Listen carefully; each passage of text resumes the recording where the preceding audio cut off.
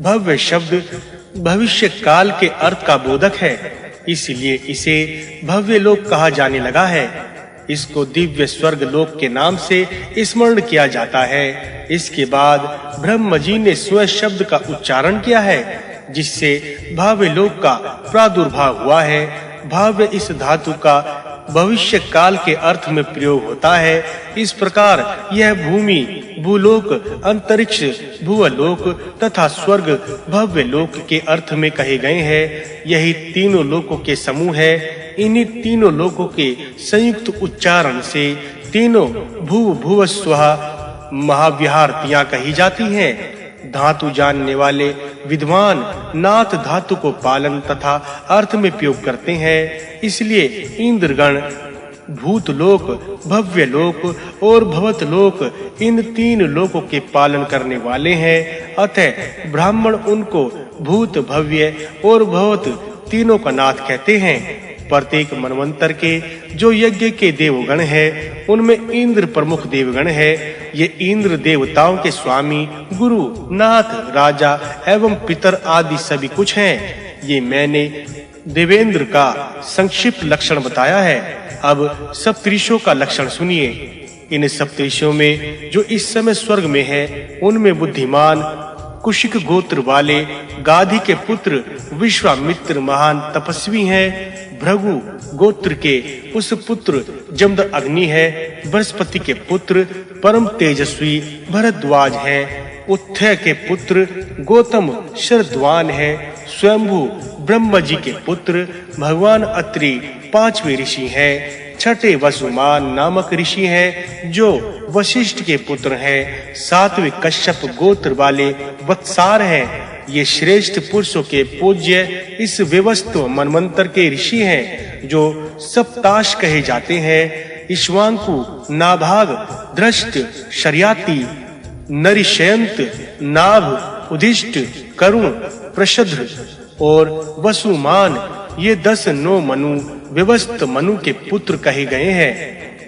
हे द्विज गणों, मैं आपके सामने 7वें मनवंतर का वर्णन कर चुका हूँ। इन दूसरे चरणों का भी विस्तार से वर्णन कर चुका हूँ। अब आगे क्या विशेष वर्णन किया जाए, बताने का कष्ट करें। वायु पुराण का 64वां अध्याय संपूर्ण। वायु पुराण का 65वां अध्याय प्रारंभ। प्रजापति के वंश का वर्णन। ऋषि बोले, शास्पायन जी ने कहा कि हे महायते सूत जी, आपने हमको अनुश्रंग पाद के विषय में तो बता दिया है। अब आप हमको तीसरे उपोद्घाट पाद के विषय में विस्तार सहित बताइए। शास्पायन जी के ऐसे शब्द सुनकर सूत जी बहुत प्रसन्न हुए और ऋषियों से कहा। सूत जी बोले, हे ऋषियों, अब हम आपको उपोद्घात पाद के विषय में विस्तार सहित वर्णन करेंगे। आप सब एकनिष्ठ होकर सुनिए। व्यवस्थित मनु की सृष्टि का विस्तार में वर्णन सहित करूंगा। यह पहले बताया जा चुका है कि 71 बार चारों युगों के बीत जाने पर एक मनवंतर का कार्यकाल समाप्त होता है।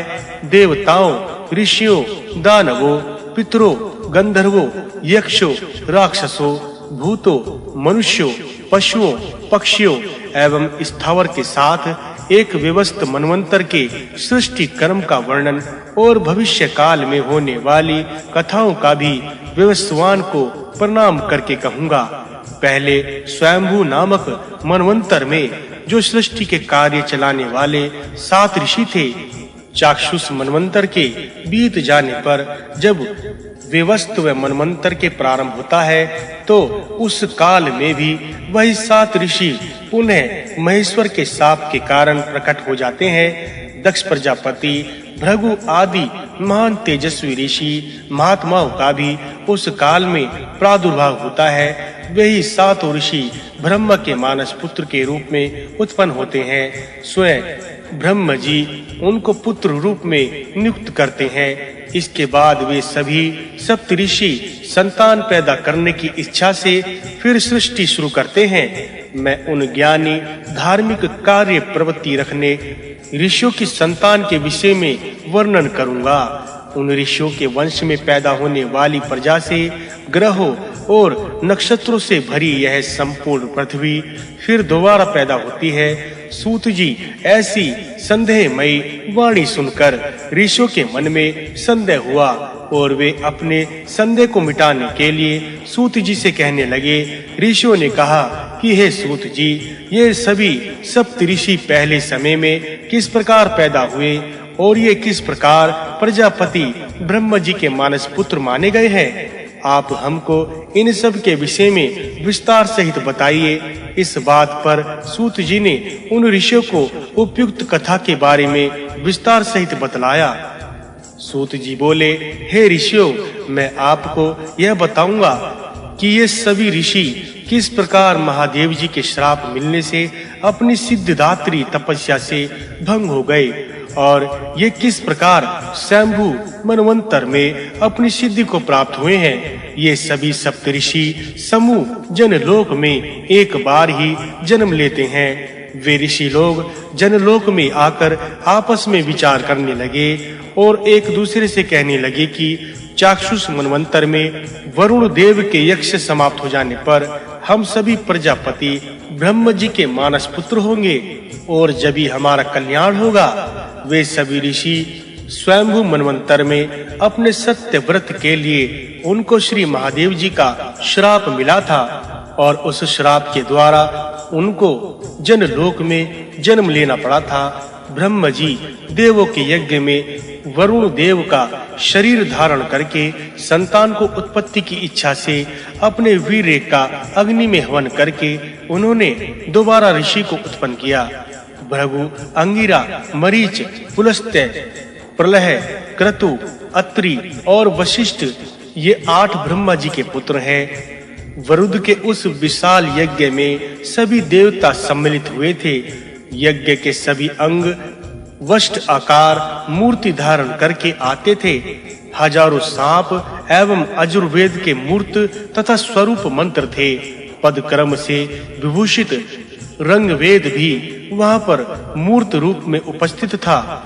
ओमकार रूप मुख से उज्जवल यज्ञ सुक्त ब्राह्मण और मंत्र भाग से संयुक्त व्रत से सम्मिलित अजुर्वेद के मूर्त स्वरूप थे। विश्वावसु आदि गंधर्वों के साथ सामवेद अपने सभी उपकरणों से उपयुक्त शोभायमान था। उसके अलावा लक्षण स्वर, स्तोम नियुक्त स्वरों की भक्ति, आश्रम रूप, वष्ट आकार निग्रह, प्रग्रह आदि भी उपस्थित थे। दीप्ता दीप्ति, ईला देवी, सभी दिशाएं, विदिशियां, दिग्पाल, देव कन्याएं, देव पत्रियां, मातृकाएं तथा आयु ये सभी स्वरूप धारण कर वरुण का रूप धारण करने वाले देव के अग्निमुख में हवन करते समय उपस्थित रहे। उन सभी स्त्रियों को देखकर स्वयंभू ब्रह्मा जी का वीर्य स्खलित हो गया। पितामह ब्रह्मा जी ने पृथ्वी पर अपने वीर्य को गिरता देखकर स्तरवा पर रखकर घी की तरह मंत्र से विधि पूर्वक हवन कर दिया। प्रजापति ने इस प्रकार अनेक जीवों की सृष्टि की। पृथ्वी पर कुछ क्षीण तेज वाले उस वीर्य को गिर पड़ने के कारण सत्वगुण, रजोगुण तथा तमोगुण में सृष्टि उत्पन्न हुई। ब्रह्मा जी ने जिस समय अपने वीर्य को अग्नि में हवन किया, उससे उनके समय अनेक कर्मज पुत्रों की उत्पत्ति हुई। आग में वीर्य के हवन कर देने पर महायशों का प्रादुर्भाव हुआ। 7 ऋषियों के शरीर उज्जवल एवं देदीप्यमान थे। उनमें बालकों के भी सभी गुण वर्तमान थे। पहली बार अग्नि में वीर्य का हल न करने पर लपटों से कवि भृगु की उत्पत्ति हुई। ब्रह्मा जी ने उनका नाम भृगु रख दिया, क्योंकि उन्होंने प्रथम बार भृगु शब्द का उच्चारण किया था। उस ब्रह्म ऋषि को देखकर महादेव जी ने कहा, हे प्रभु, पुत्र प्राप्ति की कामना से मैं दीक्षा ग्रहण कर इस यज्ञ को कर रहा था, अतः यह ब्रह्म ऋषि मेरा पुत्र हो। स्वयंभू ने कहा, ऐसा ही हो। तब प्रभु भृगु को शिव ने अपना पुत्र स्वीकार किया। इस कारण भृगु वंश में उत्पन्न होने वाले वरुद वंशीय कहे जाते हैं। भृगु शिव की संतान है। इसके बाद पुनः दूसरी बार ब्रह्म जी ने यज्ञ अग्नि में अपने वीर्य की आहुति की। अंगारों में वीर्य पड़ने से अंगिरा ऋषि उत्पन्न हुए। उसे देखकर अग्नि ने पुत्र रूप में मांगा। अग्नि की बात का ब्रह्म जी ने अनुमोदन किया और ऐसा ही हो कहा। इसलिए अंगिरा गोना वाले अग्नि गोत्र के भी कहलाए हैं। इसके बाद ब्रह्म जी ने 6 बार अपने वीर्य का अग्नि में हवन किया, जिससे 6 ब्राह्मण उत्पन्न हुए, जिसमें पहले थे मरीचि, जो अग्नि की मरीचियों से पैदा हुए। पुनः क्रतु, अत्रि, पुलस्त्य, वसुमान, वशिष्ठ ये ब्रह्म जी के 6 मानसिक पुत्र हैं। ये सभी लोक की संतानों की वृद्धि करने वाले हैं। इन्हीं से प्रजा की वृद्धि हुई है, जिससे ये प्रजापति कहलाए हैं। इन्हीं के द्वारा दूसरे पितर नामक ऋषि जो गया में पैदा हुए हैं, वे लोक प्रसिद्ध 7 पितरगण हैं, जिनके नाम हैं मारीच, भार्गव, अंगिरा, पुलस्त्य, पोल्ह, वशिष्ठ और आत्रेय के नाम से ये संसार में प्रसिद्ध है। इस प्रकार मैंने संक्षेप से पितरों का वर्णन किया है। इनके राजा का नाम यम है, जिनके पाप तपस्या द्वारा नष्ट हो गए हैं। अब आप लोग धन्य प्रजापतियों के विषय में सुनिए।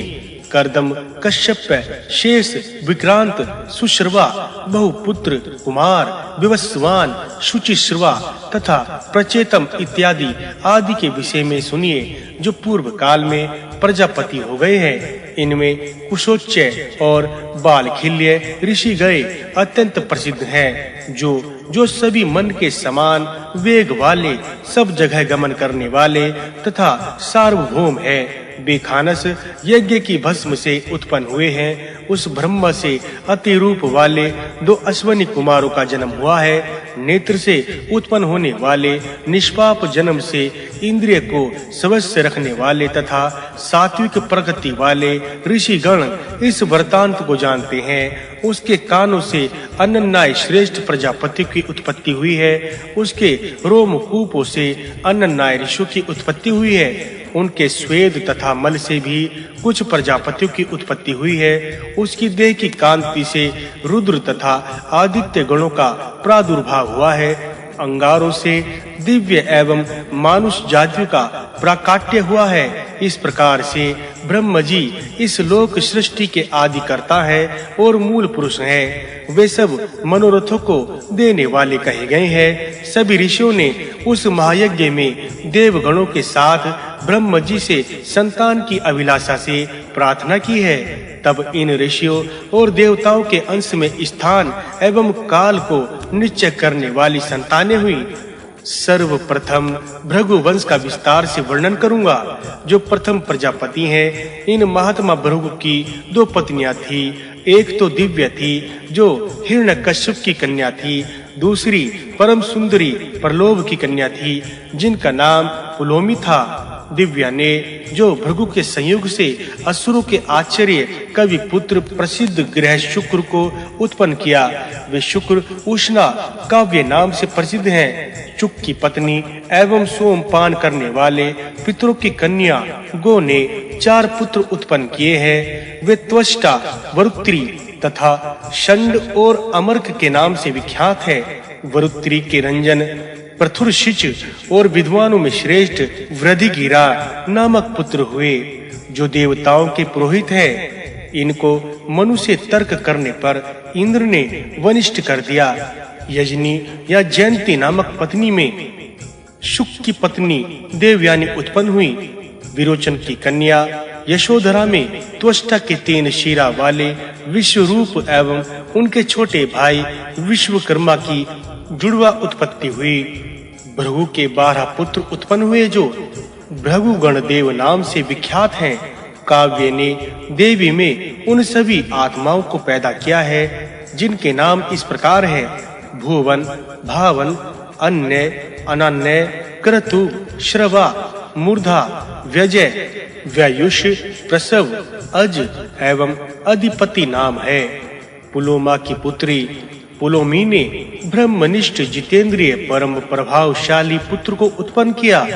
कठोर कार्य से उनका गर्भ 8वें महीने में ही गिर गया। गिरने से च्यवन नामक पुत्र हुए और प्रचेतम से चेतन हुआ। उन भृगु पुत्र च्यवन ने अपनी सुकन्या नामक धर्म पत्नी में आत्मवान और दधीचि नामक 2 पुत्र को पैदा किया। दधीचि ने सरस्वती नामक पत्नी में सारस्वत नामक पुत्र उत्पन्न किया। राजा नहुष की पुत्री रुचि आत्मवान की पत्नी हुई। आत्मवान के ऋषि उरु जंघा को फाड़कर उत्पन्न हुए। उस उरु का पुत्र ऋचिक हुआ। ऋचिक मुनि की पत्नी सत्यवती में जमद अग्नि ऋषि पैदा हुए। जमद अग्नि के संयोग से रेणुका में इंद्र के समान तेजस्वी ब्रह्मा बल एवं छात्र बल से युक्त परशुराम जी उत्पन्न हुए। उरु के पुत्र ऋचि के 100 पुत्र थे, जिनमें जमद अग्नि सबसे बड़े थे। उन 100 पुत्रों के 1000 पुत्र हुए। उन सभी भृगु वंशों के वंशज परस्पर अन्य ऋषियों से विवाह आदि कार्यों में योग्य माने गए हैं। वत्स, विश्व, अश्विशेण, पांड, पथ्य और शोनक इन 7 गोत्रों में ये भार्गव गण बट गए। अब अग्निपुत्र अंगिरा के वंश का हाल सुनिए, जिनके गोत्र में भरद्वाज, गौतम और इशुमान नामक मुख्य देवगण हुए हैं। आंगिरस अर्थवा की मरीचि नंदनी सूर्पा, कर्दम पुत्री स्वराट और मनु कन्या पथ्य ये 3 पत्नी थी। उनकी संतानों का पूर्ण विवरण आपको सुनाता हूँ। सूर्पा में बृहस्पति का जन्म हुआ।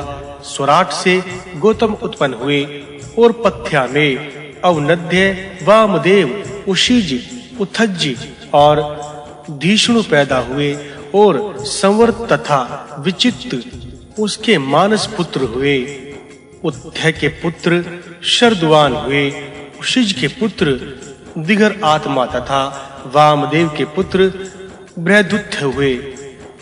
धीष्णु के पुत्र सुधनवा और सुधनवा का पुत्र ऋष्य हुआ। ऋष्य के रथाकार नाम वाले देवगण तथा परम प्रसिद्ध ऋषि गण हुए तथा पुत्र रूप में उत्पन्न हुए। बृहस्पति के पुत्र यशस्वी परम विख्यात भरद्वाज हुए। संवर्त नामक जो आंगिरस के पुत्र हैं, उनकी संतानें देवगण के रूप में कही जाती है, जिनका विवरण इस प्रकार है। ये आंगिरस गोत्रीय देवगण सूर्पा के ओर से पुत्र रूप में पैदा हुए थे, जो संख्या में 10 हैं। उनके नाम औरस, आयु, दनु, दक्ष, दर्भ, प्राण, हविष्यमान, क्रतु और सत्य है। अयस्य, उतथ्य, वामदेव, भरद्वाज, गोत्रीय, शांकृतिक, गार्ग्य, कर्ण, रथितर, मुंगल, विष्णुवृद्ध, हरित, वायप, भरद्वाज, गोत्रीय, भाक्ष, आर्षम और किंभय ये 15 अंगिरा के गोत्रीय हैं, जो अन्य ऋषियों के गोत्रों से विवाह आदि संबंधों में अंगिरा के किए हुए हैं। अंगिरा के गोत्र में उत्पन्न होने वालों की संख्या बहुत अधिक कही जाती है।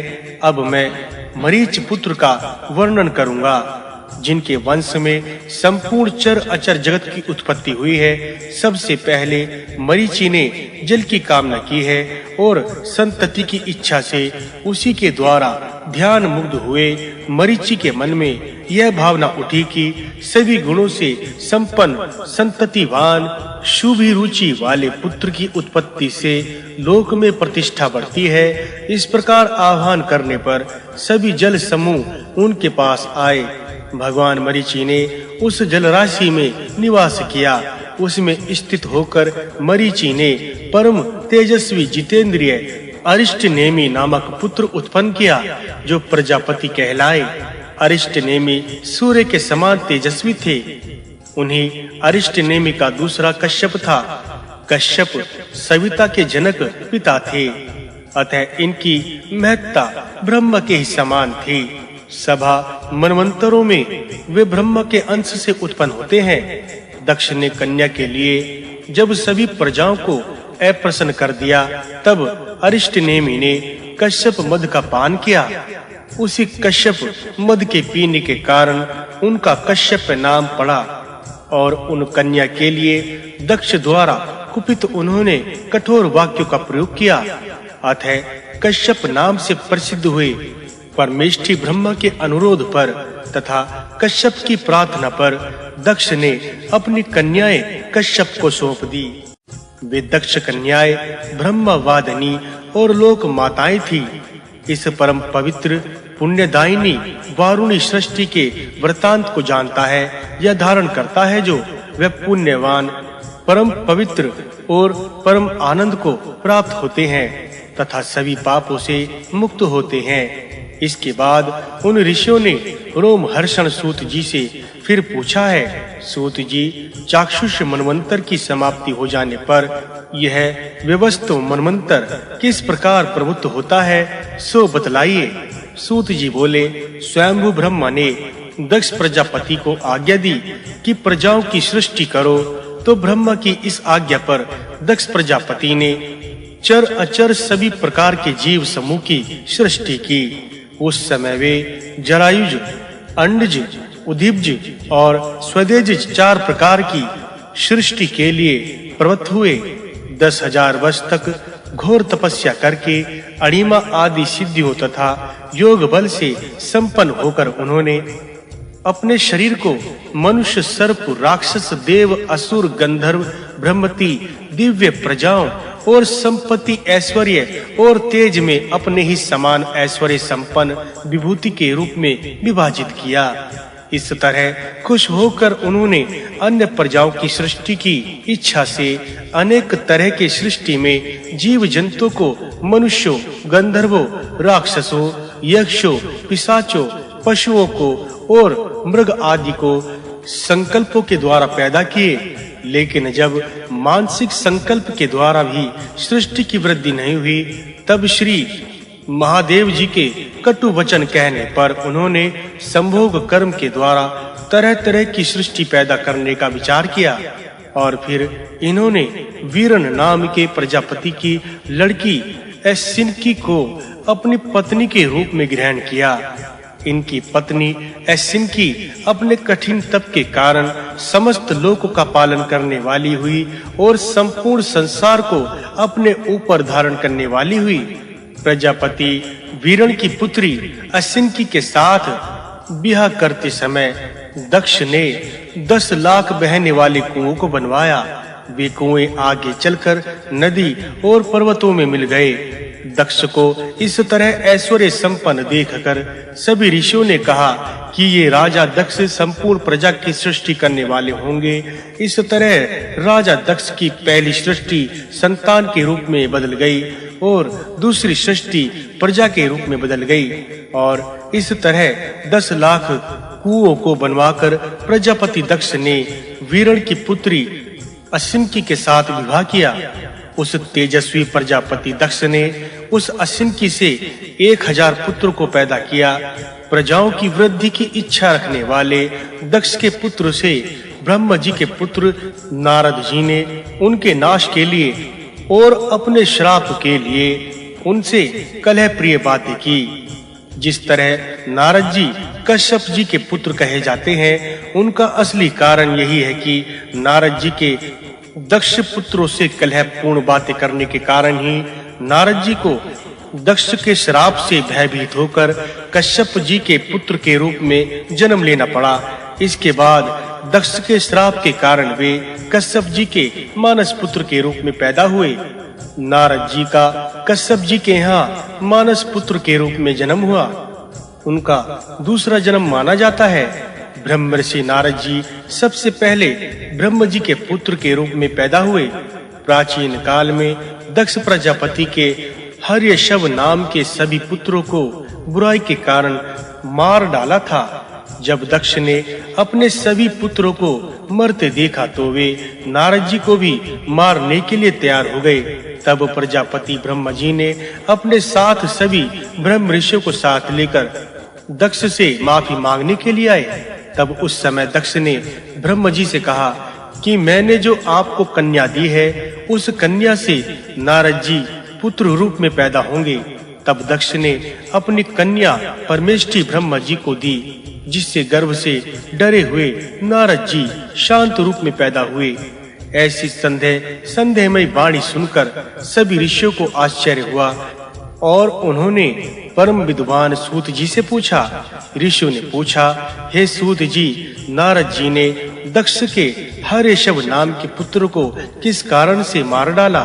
ऋषियों के इस तरह प्रश्न पूछने पर महात्मा सूत जी ने कहा कि हे ऋषियों, दक्ष प्रजापति के हर्यशव नाम के 1000 पुत्र को नारद जी ने अपने पास आते देखकर, हे दक्ष प्रजापति के मूर्ख पुत्रों, तुम सब भूलोक के तत्व को नहीं जानते हो। इस पृथ्वी के ऊपर नीचे क्या है, इसका अंत कहाँ होता है? तुम इन सब बातों को न जानते हुए किस तरह प्रजाओं की सृष्टि करोगे? तुम बिना जाने यदि सृष्टि कार्य करोगे तो अधिक और थोड़ी के कारण पाप के भागी बनोगे। तुम बिना जानकर ही क्या कर सकते हो? नारद जी की ऐसी बात सुनकर सभी दक्ष के पुत्र चारों दिशाओं में जाकर और वायुमंडल को प्राप्त करके शिथिल और अदृश्य हो गए और वे सभी दक्ष पुत्र वायुमंडल में जाकर वायु के साथ घूमते-घूमते वहीं खत्म हो गए और आज तक नहीं लौटे। अतः इस प्रकार नारद जी की कटुपूर्ण बातों में आकर वे सभी दक्ष पुत्र वायु के साथ घूमते रहते हैं। प्रजापति दक्ष ने अपने सभी पुत्रों को खत्म होते देखकर प्राचेतस दक्ष में वैरिणी में 1000 पुत्र को पैदा किया। दक्ष के उन 1000 पुत्रों ने प्रजा की वृद्धि की इच्छा रखने वालों से भी नारद जी ने वही पुरानी बात कही और उन पुत्रों ने नारद जी की बातों को सुनकर और आपस में सलाह करने लगे कि बात तो ठीक है, हम सबको भी अपने बड़े भाई की राह पर ही चलना चाहिए। बिना पृथ्वी का प्रमाण इत्यादि जानकर सृष्टि करना ठीक नहीं है। अतः वे भी चारों दिशाओं की तरफ चले गए और आज तक नहीं लौटे। विद्वान मनुष्यों का कथन है कि बड़े भाई की खोज के लिए छोटा भी भाई यदि जाता है तो वह भी नष्ट हो जाता है। अपने शवलाशव नाम के सभी दूसरे पुत्रों के नष्ट हो जाने पर दक्ष प्रजापति ने नारद जी को श्राप दिया कि तू भी मृत्यु को प्राप्त होगा और फिर दोबारा गर्भ में रहने का कष्ट अनुभव करेगा। उन वैरिणी के सभी पुत्रों के मारे जाने के बाद दक्ष ने फिर वैरिणी से 60 प्रसिद्ध कन्याओं को पैदा किया और दक्ष प्रजापति ने अपनी उन 60 कन्याओं का विवाह विधि पूर्वक कश्यप धर्म चंद्रमा तथा और अनेक ऋषियों के साथ कर दिया। जो मनुष्य ध्यान पूर्वक मन से इस दक्ष की सृष्टि कर्म की कथा को सत्य रूप से पढ़ता और सुनता है, वह कभी दुखी नहीं रहता। अतः वह हमेशा दिगर आयु धन धान्य से समृद्ध पुत्र पोत्रों से सुखी रहता है। वायु पुराण का 65वां अध्याय संपूर्ण। वायु पुराण का 66वां अध्याय प्रारंभ। ऋषि बोले, हे सूत जी, अब आप हमको विवस्त होने वाले देवता, दानव और दैत्यों की सृष्टि के विषय में बतलाइए। सूत जी बोले, हे ऋषियों, मैं आपको धर्म की प्रजा की सृष्टि के विषय में वर्णन करूंगा। अब आप सब ध्यान लगाकर सुनिए। धर्म की 10 पत्नियां थी, अरुंधति, वसु, यामी, लंबा, भानु, मरुत्वती, सकल्पा, मुहूर्ता, साध्या और धर्मा इत्यादि थी। प्राचेतस दक्ष ने अपनी इन 10 कन्याओं का विवाह धर्म के साथ किया था। धर्म ने संध्या के संयोग से 12 पुत्रों को पैदा किया। वे सभी पुत्र साध्य गणों के नाम से प्रसिद्ध हुए। वे सभी साध्य गण छंदों से उत्पन्न होने वाले और यज्ञ में भाग पाने वाले कहे जाते हैं। ब्रह्म जी ने संतान उत्पन्न करने की इच्छा रखकर अपने मुंह में से जय नाम के देवगण को पैदा किया। वे जय नाम के सभी देवगण मनवंतर में मंत्रमय शरीर वाले कहे जाते हैं। 10 पौर्णमास बृहत, रथंतर, चिति, विचिति, आकुति, कूति, विज्ञाता, विज्ञान, मन और यज्ञ, ये सभी जय नाम के देवगणों के नाम हैं। वे जय नाम के देवगण ब्रह्म जी के शाप के कारण स्वयंभू ये मनवंतर जित नाम से पैदा होते हैं। स्वारोचिस मनवंतर में वे तुषित नाम से उत्पन्न होते हैं और उत्तम मनवंतर में सत्य नाम से पैदा होते हैं। तापस मनवंतर में वे हरि नाम से उत्पन्न होते हैं। वे रेवत मनवंतर में वैकुंठ नाम से पैदा होते हैं। चाक्षुष मनवंतर में वे छांद योग देवगण साध्य नाम से प्रसिद्ध होते हैं, पैदा होते हैं। स्वरोचिस मनवंतर में तुषित नाम के होने वाले देवगण ही फिर दोबारा चाक्षुष मनवंतर में स्वयंभू के पुत्र धर्म के यहाँ 12 पुत्र के रूप में पैदा हुए। स्वरोचिस मनवंतर में नर नारायण भी दोबारा जन्म धारण करते हैं। उनमें विपशिचत से इंद्र और सत्य से हरि नाम से प्रसिद्ध हैं। दोनों मनंतरों में दोनों तुषित नाम के देवगणों में शामिल हैं। उन तुषित नाम के देवगण ही साध्य गण नाम से प्रसिद्ध हुए। उनके नाम इस प्रकार हैं: मन, अनुमंता, श्राण, नर, यान, है, नय, हंस, नारायण, प्रभव और विभु इत्यादि ये 12 देवगण साध्य नाम से पैदा हुए हैं और स्वारोचिस मनवंतर में वे ही देवगण तुषित नाम से प्रसिद्ध होते हैं। उनके नाम भी इस प्रकार हैं: प्राण, अपान, उद्धान और समान, व्यान, चक्षु, ओत्र, रसना, घ्राण, स्पर्श, बुद्धि और मन है। पूर्व काल में उन तुषिता के नाम भी इस तरह के हैं: प्राण, अपान, उदान, समान और व्यान ही था। धर्म ने वसु के संयोग से वसु गणों को उत्पन्न किया है। वे गण साध्यों के भाई के रूप में पैदा हुए हैं। इन 8 वसु गणों के नाम भी इस प्रकार हैं: धर, ध्रुव, सोम, आप, अनल, अनिल, प्रत्युष और प्रभास। धर के द्रविण नाम के पुत्र पैदा हुए और हुत, हव्यवाह नाम के भी पुत्र धर के पैदा हुए। ध्रुव के भव नाम का पुत्र पैदा हुआ। वह भव नाम का पुत्र संपूर्ण लोक के संहार करने वाला हुआ। सोम के वर्चा और बुध नाम के 2 पुत्र पैदा हुए। बुध फिर नवग्रह में बदल गए। सोम के सर्व प्रसिद्ध दोनों पुत्र उनकी रोहिणी नाम की स्त्री के गर्भ से पैदा हुए। चंद्रमा के 3 पुत्र और भी पैदा हुए। उन तीनों पुत्रों के ये नाम हैं: धारा, उर्मी, कलिल इत्यादि। अग्नि के कुमार नाम के पुत्र का जन्म हुआ। सर्पतों के समूह में हुआ। उनका दूसरा नाम स्कंद था। स्कंद और सनत कुमार अग्नि के चतुर्थार्थ तेज से पैदा हुए। इनके शाख, विशाख और नेगमय नाम थे। छोटे भाई भी पैदा हुए। ये अनिल अपनी स्त्री शिवा के संयोग से मनोजव और अविज्ञत गति नाम के 2 पुत्रों को पैदा किया। प्रत्युष के देवल नाम का पुत्र हुआ। देवल के क्षमावान और मनीषी नाम के 2 पुत्र पैदा हुए। बृहस्पति जी की बहन ब्रह्मचारिणी वर स्त्री थी। वह वर स्त्री बिना किसी आसक्ति संपूर्ण संसार में घूमती थी। वह वर स्त्री 8वें वसु प्रभास की स्त्री हुई और उनके विश्वकर्मा नामक संपूर्ण शिल्पियों का प्रजापति नाम का पुत्र पैदा हुआ। वह विश्वकर्मा नाम का संपूर्ण शिल्प कला का कलाकार और देवताओं का बड़ा ही था। विश्वकर्मा सभी के विमानों को स्वयं बनाता था। धर्म के विश्वा नाम की पत्नी थी जो 10 पुत्र पैदा हुए, जिससे वे सभी पुत्र विश्वदेव के नाम से प्रसिद्ध हुए।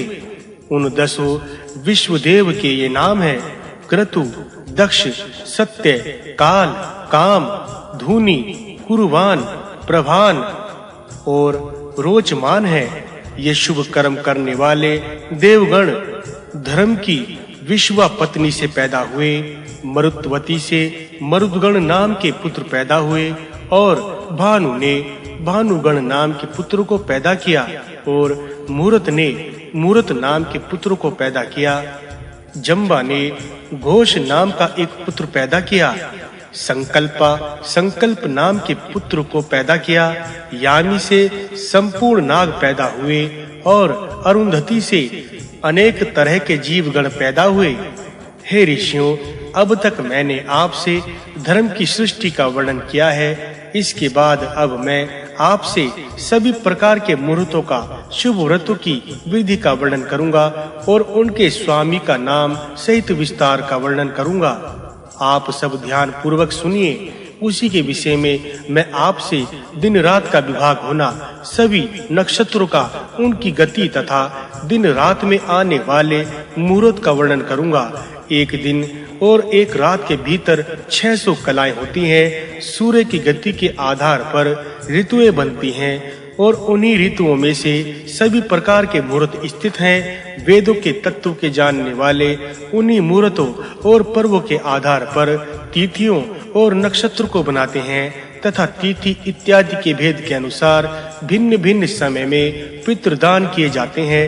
रौद्र, सार्व, मैत्र, पिंड, वासव, आप्य, वैश्वदेव, ब्रह्मा, मध्याह्न, प्रजापात्य, इंद्र, निगृति, वारुण, आर्यमण एवं भाग ये दिवस काल पर आश्रित रहने वाले मुहूर्त हैं।